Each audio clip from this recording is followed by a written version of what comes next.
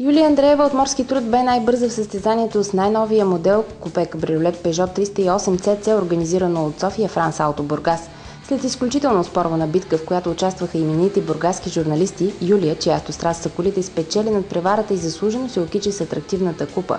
На второ място, само с 4 секунди разлика във времето, се класира изпълнителният директор на РН Канал 0 Веселин Пренеров, който показа и най-екстремен стил на шофиране. Третото място завоюва моторът на вестниците Черноморски фари фактор. Веселин Василев впечатлил журито с завидни майсторски умения при управлението на автомобила. Заслужени овации получиха операторът от ТВ Скат Степан Дадорян, журналистът от Дарик Радио Веселин Максимов и известният особено сред дамите водещи журналист от МСАД Петър Генчев.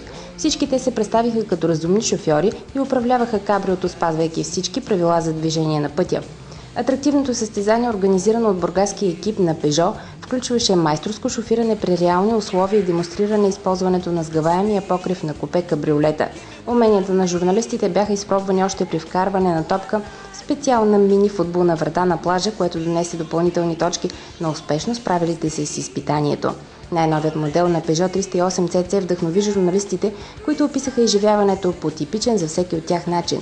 За победителката Юлия Андреева шофирането на кабриолета може да се опише с две думи – усещане за кола.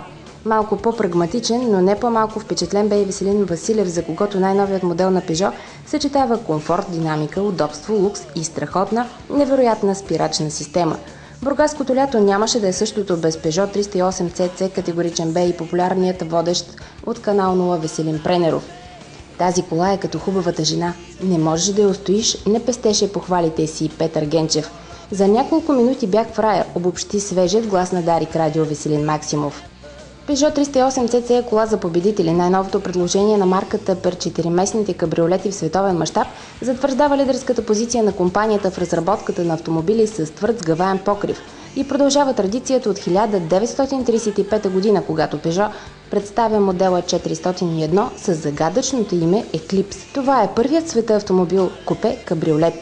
Колата е оборудвана с високоефективен и икономичен бензинов турбодвигател 1.6 с мощност 150 конски сили и 6-степенна механична скоростна кутия.